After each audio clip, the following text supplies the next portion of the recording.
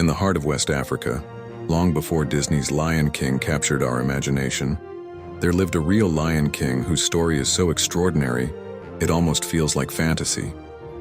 But I assure you, Sundiata Keita was very real, and his tale is even more inspiring than anything Hollywood could create.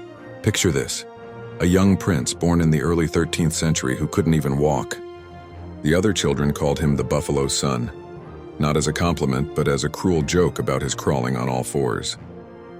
His own father's courtiers whispered that he would never be fit to rule, but his mother, she never lost faith. You see, there was a prophecy about this child, that he would become the greatest king the Mandinka people had ever known. But prophecies don't fulfill themselves, do they? Young Sundiata had to fight for every step, literally, until one day, using an iron rod forged specially for him, he pulled himself up. The boy who couldn't walk finally stood tall, stronger than ever before. But life had more challenges in store.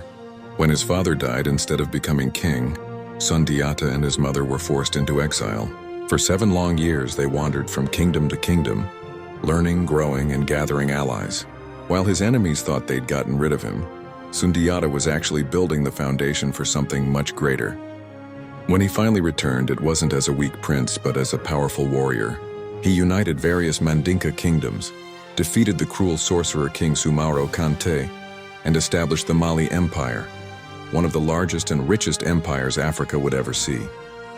Under his rule, trade flourished, arts thrived, and the legendary city of Timbuktu became a center of learning. But perhaps the most remarkable thing about Sundiata's story is how it has survived. For centuries, West African griots, storytellers, and keepers of oral tradition have passed down his tale from generation to generation. They sing of the Lion King, the child who couldn't walk but grew to lead an empire, the ruler who taught us that our greatest weaknesses can become our greatest strengths. Think about it. Here was a man who transformed personal struggle into triumph, exile into opportunity, and division into unity. His empire would go on to influence West African culture for centuries, and his story continues to inspire people around the world today.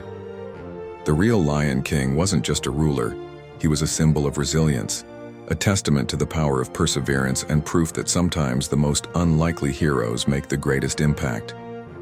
Sundiata Keita showed us that true strength isn't about being born powerful.